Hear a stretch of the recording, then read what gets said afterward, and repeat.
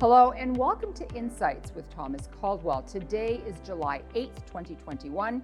Tom, meme stocks. They have been a thing and a theme right now.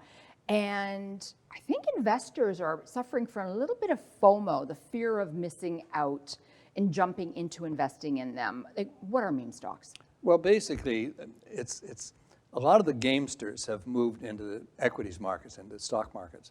And they can be a stock that really has no merit, but once it starts, there's so much money out there, they just tend to pile into it. Now, some of it does have merit. Some of it is based not on investment merit, but might be based on, say, a big short position where they realize they're short and they squeeze the shorts, and that will drive a stock up. So there's technique to it, sometimes rationality, sometimes not.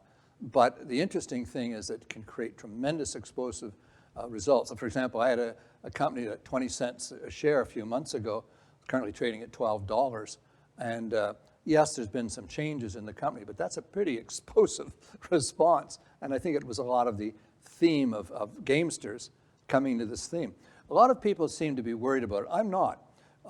If you see a pullback in these stocks, if some of them are shown not to have merit, you're going to have a pretty dramatic decline and people are going to get hurt. But the good thing about all this is it's bringing more players into the market, younger people into the market to trade.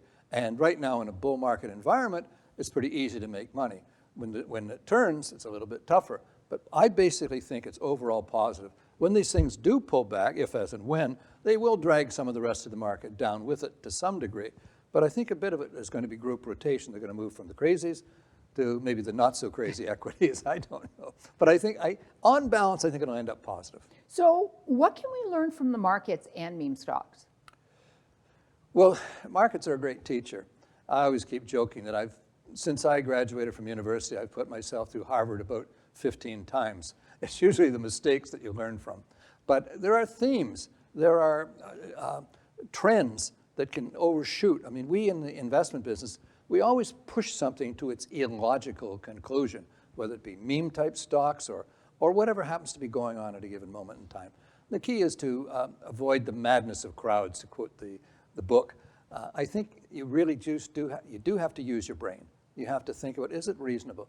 I tend to use fundamental metrics when I'm looking at companies, which maybe puts me at a disadvantage because I look at things like earnings, dividends, growth, management, and I still think that will come to be. That's basically referred to as value investment versus momentum type investments. And we do both in our company. We have a value momentum fund that does extremely well.